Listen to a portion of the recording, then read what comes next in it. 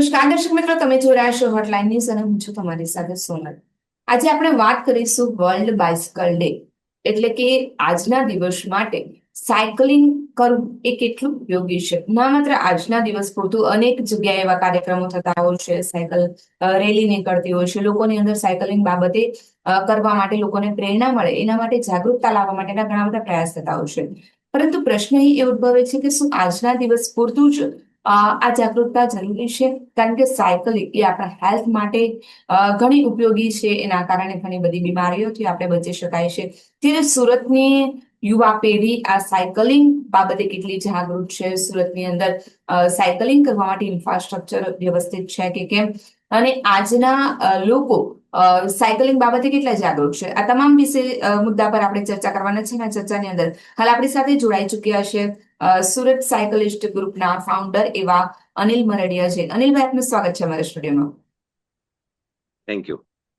અનિલભાઈ, સૌથી પહેલા તો આપના વિશે જણાવશો, તમારા ગ્રુપ વિશે જણાવશો કે કઈ દિશાની અંદર આપનો ગ્રુપ કાર્ય કરી રહી છે. જી, અમારું જે સુરત સાયકલિસ્ટ ગ્રુપ છે તે ફાઉન્ડિંગ 2016માં થઈ હતી.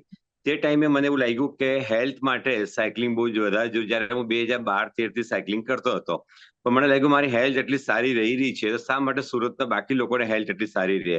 ત્યારે આપણે 2016માં એક સુરત સાયકલિસ્ટ ગ્રુપનું ફાઉન્ડેશન કરેલું. તેમાં વિના કોઈ મૂલ્ય, કોઈ પણ ફી લીધા વગર સાયકલિંગ પ્રમોટ કરવામાં આવતી હતી, લોકોને જોડવામાં આવતા. તે પ્રમાણે 3 લોકોથી સાયકલિંગ ક્લબ સ્ટાર્ટ થયેલું હતું. આજે હજારો લોકોમાં આમાં જોઈન થયેલા છે. અનિલભાઈ, ખાસ કરીને જો વાત કરવામાં આવે તો આજે વર્લ્ડ બાઇસિકલ ડે છે. હેલ્થ માટે સાયકલિંગ કેટલી મહત્વપૂર્ણ છે? માનસિક આરોગ્ય પર એની શું અસર થાય છે અને આપણે એનાથી કઈ કઈ બીમારીઓથી બચી શકીએ?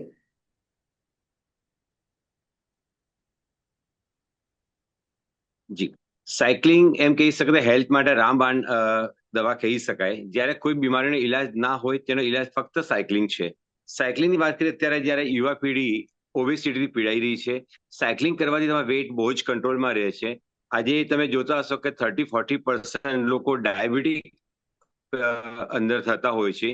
તો ડાયાબિટીસ તમારે જળમૂળથી કાઢવા માટે કોઈ દવાઈ નથી બની, પણ તમારે લાઈફસ્ટાઈલ સુધારવાથી, સાયકલિંગ કરવાથી ડાયાબિટીસ બહુ જ કંટ્રોલમાં આવી જાય. તો રેગ્યુલર કરવાથી તમારે ડાયાબિટીસ કમ્પ્લીટલી દવા વગર પણ તમે જીવી શકો છો. સાથે બ્લડ પ્રેશર, અત્યારે લોકો તમે જોતા હશો કે અત્યારે લોકો સ્ટ્રેસમાં જીવતા હોય છે અને દુનિયાભરની તકલીફ સાથે એ લોકો બ્લડ પ્રેશરને શિકાર થઈ જાય છે. બ્લડ પ્રેશરમાં એ લોકો રેગ્યુલર મેડિસિન લેવી પડે. સાયકલિંગ કરવાથી તમારે બ્લડ પ્રેશર દવા ટોટલી બંધ થઈ જાય છે. કારણ કે તમે જ્યારે સાયકલિંગ કરો છો તો ફિઝિકલી એક્ટિવિટી તો થાય જ છે, સાથે તમારે મેન્ટલ હેલ્થ પણ સ્ટ્રોંગ થાય છે. કે જ્યારે તમે સવારે સાયકલિંગ પર નીકળો છો, એક સારું એન્વાયરમેન્ટ મળતું હોય છે, તમે શરીરના દરેક અંગો સાથે કામ કરતા હોય છો, માઇન્ડ પર તમારે એક જ જગ્યાએ એકત્રિત રહેતું હોય છે. તો એને લીધે તમારો એક વન ટાઈપ ઓફ મેડિટેશન કહી શકાય, તે એક આ સાયકલિંગ ભાગ ભજવતું હોય છે.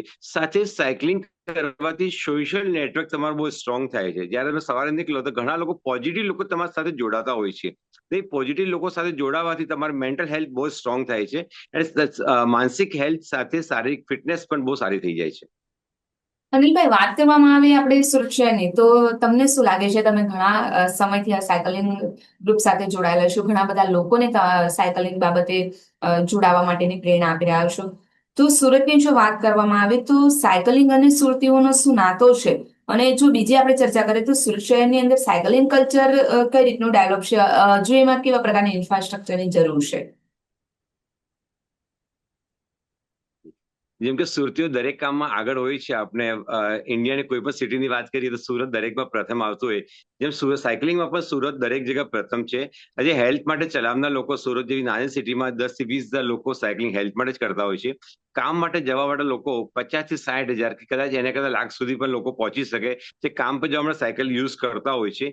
ને સ્પોર્ટ્સની વાત કરીએ તો આજે ઇન્ડિયા લેવલ પર, નેશનલ લેવલ પર સુરત નંબર 1 પર છે સ્પોર્ટ્સમાં મેડલ જીતવામાં. તો સાયકલિંગ દરેક ક્ષેત્રે સુરતીઓ લોકો આગળ છે. જ્યારે કોવિડ થયેલું હતું ત્યારે લોકોને લાગ્યું કે અમારે બચાવવા માટે ફક્ત જીમ બધા બંધ થઈ ગયા હતા, તો સાયકલ એક સહારો હતો. તો લોકો આટલી બધી સાયકલ ખરીદી કે સુરત સાથે ભારતભરમાં સાયકલની શોર્ટેજ થઈ ગઈ હતી. આટલી બધી નવી સાયકલો સુરતમાં આવી ગઈ હતી. તો સુરતીઓ દરેક જગ્યાએ આગળ હોય છે, સાયકલિંગમાં પણ બહુ વધારે પડતા આગળ છે. સુરત શહેરમાં આપણે જો યુવાઓની વાત કરીએ તો તમને શું લાગે છે કે આજની યુવા પેઢી સાયકલિંગ બાબતે કેટલી જાગૃત છે? શું તેમને સાયકલિંગમાં રસ છે? અને કેટલા આજની જનરેશન, કારણ કે સોશિયલ મીડિયામાં દેખાદેખાના જમાનાની અંદર હંમેશા યુવાઓ એવું વિચારતા હોય કે મોટા થઈને કોઈક એવી સ્પોર્ટ્સ બાઇક લઈને ફરતા હોય, કારની અંદર ડ્રાઈવ કરવાનું વિચારતા હોય.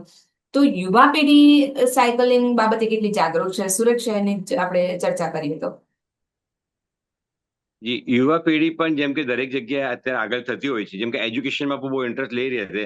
સાથે જે એજ્યુકેશન સાથે એ લોકો સમજ પડી ગઈ કે હવે હેલ્થ માટે પણ આટલું જ બહુ જરૂરી છે. એટલે યુવા પેઢી સાયકલિંગ તરફ બહુ વધારે આગળ વધી રહ્યા છે. જ્યારે સોશિયલ મીડિયાનો જમાનો છે ત્યારે સોશિયલ મીડિયા પર એ લોકો પોસ્ટ કરવા માટે પણ સાયકલિંગ કરતા હોય છે કે અમે આટલા કિલોમીટર સાયકલિંગ કરી છે અને આવી રીતના અમે લોકો કરતા આગળ છે તે બતાવવા માટે પણ સાયકલિંગ એ લોકો કરતા હોય છે. જ્યારે તમે કીધું કે લોકો સ્પોર્ટ્સ બાઇક કે બાઇક તરફ વલણ જઈ રહ્યા છે, ત્યારે સાયકલિંગ પર આટલી સારી રીતે મોંઘી આવતી થઈ ગઈ કે આજે યુવા વર્ગ મોંઘી સાયકલ લઈને 25-50 હજાર 70 હજાર સાયકલ લઈને પણ લોકો સાથે એક રોબ બતાવતા હોય કે અમે આટલી મોંઘી સાયકલ છે. એટલે યુવા વર્ગમાં અત્યારે ઘણું બધું અત્યારે એક પ્રેરણા મળી છે. એ લોકો સાયકલિંગ તરફ બહુ વધી રહ્યા છે. અનિલભાઈ, આપણે જોવા જઈએ તો સાયકલિંગ એ ફક્ત આપણા પોતાની હેલ્થ માટે જ, માનસિક રીતે આપણે સ્વસ્થ રહીએ કે જે શારીરિક રીતે આપણે સ્વસ્થ રહીએ એના માટે જ જરૂરી નથી, પરંતુ સાયકલિંગના અનેક ફાયદાઓ છે. પ્રદૂષણની દ્રષ્ટિએ પણ આપણે જોવા જઈએ તો પેટ્રોલની ઘણી બધી બચત થાય છે, તમારી હેલ્થ પણ સારી રહેશે, આટલા બધા ફાયદા છે. આપણે જો પર્યાવરણની દ્રષ્ટિએ સાયકલિંગ વિશેની ચર્ચા કરીએ તો પ્રદૂષણ ઘટાડવા માટે સાયકલિંગ કેટલી મહત્વપૂર્ણ સાબિત થઈ શકે? જી, અત્યારે પ્રદૂષણ ઘટાડવા માટે એક જ જો આપણે વિકલ્પ બચેલો તે સાયકલ છે. કે આજે તમે જો સુરતમાં આજે 3 વર્ષ પહેલાનો નંબર કહું તો 50,000 રજીસ્ટર્ડ વ્હીકલ્સ હતા ને બીજી સિટીઝના અલગ. એટલે આજે આ નંબર 70-80 લાખ સુધી પહોંચી ગયો છે. તો જ્યારે આટલી પોપ્યુલેશનમાં આટલા વ્હીકલ્સ એનો મતલબ દરેક લોકો એક વ્હીકલ રાખે છે ને એ વ્હીકલ જ્યારે તમે લઈને નીકળો છો ત્યારે પોલ્યુશન સિવાય બીજું કશું જ નથી સુરતને આપતા. તો જ્યારે પોલ્યુશન ઘટાડવાની વાત આવે તો એક તો ટ્રી પ્લાન્ટેશન, સાથે સાથે સાયકલિંગ એટલું જરૂરી. જ્યારે તમે સાયકલ નીકળશો તો કાર્બન પ્રિન્ટ એટલી ઓછી નીકળશે, કાર્બન ડાયોક્સાઇડ એટલું ઓછું નીકળશે ને પોલ્યુશન એટલું ફ્રેશ થશે. જ્યારે વિશ્વમાં મોટી ચુનૌતી છે પોલ્યુશનની, તો આને લડવા માટે ફક્ત એક કારગર ઉપાય છે તે સાયકલિંગ.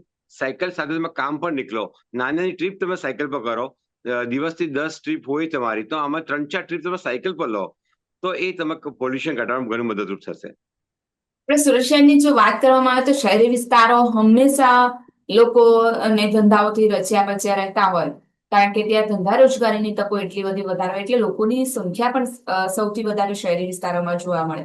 સુરતની જો વાત કરવામાં આવે તો ટ્રાફિકની સમસ્યા સૌથી મોટો પ્રશ્ન છે આપણે ત્યાં, અને ટ્રાફિક નિવારણનો કોઈ હલ જ નથી આવતો. માસ ટ્રાન્સપોર્ટેશનનું આટલું બધું આપણે ત્યાં ઊભી કરવામાં આવી છે સુવિધા, છતાં પણ લોકોમાં એટલી બધી જાગૃતતા નથી આવી. તો ટ્રાફિક નિવારણ માટે સાયકલિંગ કેટલી મદદરૂપ સાબિત થઈ શકે? જી, એ બહુ જરૂરી ક્વેશ્ચન છે કે એક ટ્રાફિક માટે સાયકલિંગ મદદરૂપ થઈ શકે, કારણ કે એક કાર ઓછામાં ઓછી 9 સાયકલ જેટલી જગ્યા રોકતી હોય છે. માણસ એક કાર લઈને નીકળે એમાં 9 સાયકલિસ્ટ આરામથી સમાવેશ થઈ શકે છે. સાયકલિસ્ટ કોઈ પણ નાની જગ્યા પરથી આરામથી પાસ થઈ શકે છે, જ્યારે કાર માટે ઓછામાં ઓછી 2 મીટરની જગ્યા જોઈતી હોય છે, જ્યારે સાયકલિસ્ટ ફક્ત 3 ફૂટની જગ્યામાં ઇઝીલી નીકળી શકે છે. તો ટ્રાફિક ઘટાડવા માટે ને પોલ્યુશન ફ્રી બંને કરવા માટે એક સાયકલ જ કારગર ઉપાય છે. આ તો થઈ ટ્રાફિક નિવારણની વાત. આપણે જો સુરતની વાત કરવામાં આવે તો સુરત શહેર દ્વારા અનેક જગ્યાએ બાઇસિકલો મૂકવામાં આવી છે જાહેર જનતાઓ માટે, જે ભાડા પર મળે છે એસએમસી દ્વારા, પણ એ ક્યાંક ને ક્યાંક ધૂળ ખાઈ રહી છે. હવે આપણે વ્યવસ્થાની વાત કરીએ, ક્યાંક લોકોમાં અભાવ છે કે પછી ત્યાં શું કહેવાય, એસએમસી ક્યાંક પુરવાર સાબિત નથી થઈ વ્યવસ્થિત રીતે. એની વ્યવસ્થા વ્યવસ્થિત કરવા માટે કે લોકોમાં જાગૃતિ લાવવા માટે. તો આ બાબતે આપ શું કહેશો કે એમાં જે સાયકલિંગ ની જે લેનની વ્યવસ્થા છે કે સાયકલિંગની જે વ્યવસ્થા છે આના માટે હજુ શું કરવાની જરૂરિયાત છે? સાયકલ વાળો જે પ્રોજેક્ટ છે બહુ અગત્યનો પ્રોજેક્ટ સુરત માટે હતો. 4 વર્ષ પહેલા સ્ટાર્ટ થયેલો. સુરતમાં કરીબ 850 સાયકલ છે અને 120 સ્ટેશન આજે છે. એ પ્રોજેક્ટ કશે ધૂળ ખાઈ રહેવા સાચી છે. એનું કારણ ઘણા બધા છે કે સુરતના જે ડિઝાઇનિંગ જે કરેલું હતું સાયકલ માટેનું, એ ડિઝાઇનિંગ પ્રોપર નહીં હતું. જે સુરતના જૂના એરિયામાં સાયકલ ઇન્સ્ટોલ કરવામાં આવી તે જગ્યા પર એજ્યુકેશન થોડો અભાવ છે. લોકો આજે સ્માર્ટફોન એટલા બધા યુઝ નથી કરતા. આજે એ લોક અનલોક કરવાની પણ દિક્કત પડતી હોય છે. બીજું એની કનેક્ટિવિટી, કે જ્યારે કોઈ પણ પીબીએસ સિસ્ટમ તમારે સક્સેસ કરવું હોય તો એના માટે જરૂરી છે કે પબ્લિક કનેક્ટિવિટી કેટલી બધી છે, પબ્લિક ટ્રાવેલિંગ કનેક્ટિવિટી. આજે સુરતમાં બીઆરટીએસ બહુ સક્સેસફુલી ચાલી રહ્યું છે, તો એ સાયકલનું પ્રોજેક્ટ તમે બીઆરટીએસ દરેક સ્ટેશન પર સાથે રેસિડેન્ટને લગતું હોવું જોઈએ. ત્યાંથી લોકો બીઆરટીસી ઉતરીને પોતા રેસિડેન્ટ સુધી જઈ શકે છે, પોતા ઓફિસ સુધી જઈ શકે. તો એ જે ડિઝાઇનિંગ બહુ મોટો રોલ હતો. સાથે સેકન્ડ રોલ હતો જેમાં મેન્ટેનન્સ, કે અમુક વિસ્તારોમાં અમુક લોકોની માનસિકતા એવી રહેલી છે કે સાયકલને બહુ વધારે પડતી ડેમેજ કરવામાં આવી રહી છે. વારંવાર મેન્ટેન કરવા પછી પણ એ લોકો ડેમેજ કરતા રહે છે, તેને લીધે સાયકલ ચલાવવા લાયક રહેતી નથી. તો મોટી પ્રોબ્લેમ જે રહેલી છે એની જે ડિઝાઇનિંગ પ્રોપર્ટી, આજે 120 સ્ટેશન જે છે તે શિફ્ટ કરવામાં, જો સારા એરિયામાં જ્યાં બીઆરટીએસ બસ છે, બીઆરટીએસ સ્ટેશન છે ને રેસિડેન્ટ બાજુમાં, એને સ્કૂલ કોલેજ બાજુમાં. આજે ઘણા લોકો સ્કૂલ કોલેજ જવા માટે સાયકલનો ઉપયોગ કરતા હોય છે, પણ ઘણી સુરતમાં 2, 3, 4 સ્કૂલ છોડીને કે કોલેજ છોડીને કોઈ જગ્યાએ આ સ્ટેશન યુઝ કરવામાં નથી આવ્યા. તો ઇન્સ્ટોલ ત્યાં કરવામાં આવે. એસએમસી સાથે પણ મારી ઘણીવાર આ બાબતમાં ચર્ચા થતી હોય છે. એમ કહેતો હોઉં કે આ સ્ટેશન સ્કૂલ કોલેજ અને બીઆરટીએસ ને રેસિડેન્ટ સાથે કનેક્ટ કરો, ડિઝાઇનિંગ થોડી ચેન્જ કરો, આ પ્રોજેક્ટ ડેફિનેટલી સક્સેસ જશે. સાથે જે 1250 સાયકલ મૂકવામાં આવી છે સુરત સિટી માટે ઘણી ઓછી છે, એ આજે એની 2-3 ટાઈમ્સ હજી નંબર્સ વધારે હોવા જોઈએ, ડેફિનેટલી પ્રોજેક્ટ સક્સેસ થઈ શકે છે. એટલે આપણે વાત કરીએ મહિલાઓની અને બાળકોની, તો મહિલાઓ અને બાળકો માટે સાયકલિંગ કેટલું સુરક્ષિત છે? અને સાયકલિંગ જ્યારે પણ આપણે કરતા હોય ત્યારે સુરક્ષાની જો આપણે વાત કરીએ તો કઈ કઈ બાબતોનું ધ્યાન રાખવાનું હોય છે? મહિલાઓ અને બાળકો માટે આટલું સેફ છે જેટલું પુરુષો માટે હોય છે. હા, બાળક જયારે પણ સાયકલ નીકળતા હોય તો સુરત લોકોને આટલી એક સંવેદનશીલતા હોય છે કે જયારે બાળક જે વ્હીકલ બાજુમાં નથી લઈ જતા ને એનું પૂરું પ્રોટેક્શન આપતો હોય. મહિલાઓ માટેમાં લોકોને આટલું રિસ્પેક્ટ રહેલું છે, એટલે મહિલાનું બાળક જયારે સાયકલમાં જોડાય છે ત્યારે ટોટલ કમ્યુનિટી પણ ડેવલપ થઈ શકે છે, કે આજે એક મહિલા જયારે સાયકલ પર નીકળે ત્યારે આખો પરિવાર એને સાથે જ હોય છે. તો એ કમ્યુનિટી ડેવલપ કરવા માટે આટલો અગત્યનો રોલ તો છે જ ને, આટલો સેફ પણ છે. સુરક્ષાની વાત કરીએ તો સાયકલિંગ કરતી વખતે હેલ્મેટ ફરજિયાતપણે પહેરવું જોઈએ, કે જ્યારે માણસ સાયકલથી પડે ત્યારે માથાના બલ વાગવાનો ચાન્સીસ વધારે હોય છે, એટલે એમને હેલ્મેટ પહેરવું બહુ વધારે જરૂરી હોય છે. અનિલભાઈ, તમારા ગ્રુપની જો વાત કરવામાં આવે તો સાયકલિંગ બાબતે લોકોને જાગૃતતા ફેલાવવા માટે અનેક આપ પ્રયત્ન કર્યા છો, અનેક રેલી અને ઇવેન્ટ્સ યોજતા હોય છે. તો તમારા ગ્રુપ દ્વારા કેવી કેવી પ્રકારની પ્રવૃત્તિઓ હાથ ધરવામાં આવે છે? અને એમાં 365 દિવસ ચેલેન્જ જે છે એ છે શું? જી, અમે લોકો ઘણી બધી ઇવેન્ટ 2016 થી ઇવેન્ટ્સ કરતા હોઈએ છીએ. લગભગ મહિને એકાદ ઇવેન્ટ, માન્સૂનમાં થોડી ઇવેન્ટ ઓછી થઈ જાય, બાકી મહિને 1-2 ઇવેન્ટ્સ કરીને, ગ્રુપ રાઇડ રાખીને, અથવા કોઈ પણ કોઝ હોય, જેમ કે વર્લ્ડ બાઇસિકલ ડે, તો કાલે સન્ડે પર અમે ગ્રુપ રાઇડ રાખેલી હતી. આવી રીતે ઘણી બધી રાઇડોનું આયોજન કરી, તેથી લોકો સાયકલ માટે ઇન્સ્પાયર થાય અને સાયકલમાં જોડાય છે. ને અમારી ગ્રુપ જે કોઈ તો કોઈ ચેલેન્જ રાખતું હોય છે. 365 દિવસ એક ચેલેન્જ અમે પ્લાનિંગ કરી રહ્યા છે, જે અંડર પ્લાનિંગ છે. એમાં 365 દિવસમાં મિનિમમ તમે 150 દિવસોમાં ચેલેન્જ રાખશો કે આટલા દિવસોમાં મિનિમમ સાયકલ 5 કિલોમીટર જેવી કરવાની. તેથી તમારી એક હેબિટ તમારે ડેવલપ થાય છે, એને હેલ્ધી રહે. આવતા વર્ષે જયારે 365 દિવસમાંથી લોકો 300 દિવસ સાયકલિંગ કરે એવી ચેલેન્જ પણ અમે આગળ કરશું. અનિલભાઈ, આપણે કાર્યક્રમના અંત તરફ જઈ રહ્યા છીએ. આજે જ્યારે વર્લ્ડ બાઇસિકલ ડે છે ત્યારે સુરત સિટીને સાયકલિંગ ફ્રેન્ડલી સિટી બનાવવા માટે તમારી પાસે શું વિઝન છે અને શું કરી શકાય, એ બાબતે શું કહેશો આપ? સુરતને સાયકલિંગ ફ્રેન્ડલી બનાવવા માટે અમે બહુ પ્રયત્ન કરી રહ્યા છીએ. એમાં એસએમસી નું યોગદાન બહુ જરૂરી રહેશે, કે અમે આપણે જોઈએ કે સાયકલિંગ લાઇન સુરતમાં 75 કિલોમીટરની સાયકલ લાઇન બનાવેલી છે, પણ સમહાઉ એની પર આ જ વસ્તુ છે, ડિઝાઇનિંગ બહુ જ ખોટી છે, પ્રોપર ડિઝાઇનિંગ નથી. ઘણી જગ્યાએ સર્વિસ રોડ પર લોકો સાયકલિંગ લાઇન બનાવી છે. જ્યારે સાયકલ કલ્ચર ડેવલપ કરવાનું હોય તો લોકોને સૌથી પહેલો સવાલ આવે સુરક્ષા, કે અમે સાયકલ પર જઈએ, કે અમારા બાળકો જયારે સાયકલ પર જાય તો સુરક્ષિત કેટલા બધા છે. તો સુરક્ષિત રાખવા માટે સુરત સાયકલિંગ લાઇન બહુ ઇમ્પોર્ટન્ટ રોલ ભજવે છે. તો જ્યારે પણ રોડનું કે ડિઝાઇનિંગ થતું અથવા નહીં પણ થયેલું હોય તો કોઈ પણ રોડને બાજુમાં 1 મીટર જેવો અલગથી કલર પટ્ટો કરીને એને સાયકલિંગ પોપઅપ લાઇન તરીકે વિસ્તારમાં આવવું જોઈએ. અત્યારે સુરતમાં જે 75 કિલોમીટર લાઇન બનાવી છે, ડેડિકેટ લાઇન તો છે, પણ એ ડિઝાઇનિંગ ખોટી છે. અને જ્યાં ડિઝાઇનિંગ સારી છે ત્યાં લોકો પણ દબાણ કરીને, દુકાનો લગાવીને અથવા પાર્કિંગ કરીને પણ એ રસ્તા ખુલ્લા મૂકેલા નથી. તો આપણે એવી સાયકલિંગ ડિઝાઇનિંગ હોવી જોઈએ જ્યાં લોકો પાર્કિંગ ના કરે, લોકો દુકાન ના લગાવે, સાયકલિંગ ફ્રી થઈ શકે. બીજું, જયારે આપણે રોડ ભાગલજા વિસ્તારની વાત કરીએ કે એવા નાના રોડ પર છે, ત્યાં આપણે સાયકલિંગ લાઇન નથી નાખી શકતા, ત્યાં પોપઅપ લાઇન નાખી શકીએ. પોપઅપ લાઇન એટલે શું હોય છે કે 1 મીટરનો કલર એક અલગ કલર પટ્ટો પાડવામાં આવે તો તેને સાયકલિંગ પ્રિફરન્સ રોડ કહેવાશે. જ્યારે સાયકલિસ્ટ જશે ત્યારે રોડ યુઝ કરશે, જ્યારે સાયકલિસ્ટ ના હોય ત્યારે કાર વાળા કે ટુ વ્હીલર વાળા યુઝ કરી શકશે. તો એ લાઇટ ડેવલપ કરી શકીએ આપણે. બીજું પીબીએસ સિસ્ટમ જે છે વધારે ડેવલપ કરવામાં આવે. લોકો છે ને સાયકલ ખરીદવા માટે વિચાર કરતા હોય છે કે ભાઈ હું આટલું મોંઘી સાયકલ નહીં ચલાવીશ. તો એટલે શરૂઆતી પબ્લિક બાઇસિકલ જે શેરિંગ છે એ સાયકલ યુઝ કરી શકે, એ થોડા વિકસાવવા જોઈએ. બીજું સાયકલિંગ જે કલ્ચર લાવવા માટે વાત કરીએ તો સ્કૂલ જે હેબિટ છે તે આપણને સ્કૂલથી મળતી હોય છે. તો સાયકલ ટુ સ્કૂલ જેવા પ્રોગ્રામો આપણે અમે લોકો કરતા હોઈએ ને, એ જે વધારવાની જરૂર છે કે છોકરાઓને સાયકલની આદત મૂકી કે ભાઈ આપણે સાયકલ લઈને સ્કૂલ જવાનું છે. તો સાયકલ ટુ કોલેજ જેવા વાત કરી શકીએ.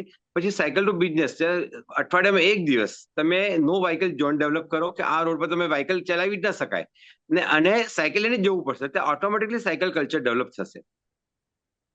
જી અનિલભાઈ, અને સાયકલિંગ મેયર તરીકે પણ આપ જ્યારે કાર્ય કરી રહ્યા છો, તો સાયકલ મેયર તરીકે આપનું શું કાર્ય હોય છે, શું રોલ હોય છે આપનો? સાયકલિંગ મેયર એટલે અમે એક નેધરલેન્ડ જે છે સાયકલિંગમાં, એ યુરોપિયન કન્ટ્રી નેધરલેન્ડ નંબર 1 પર છે.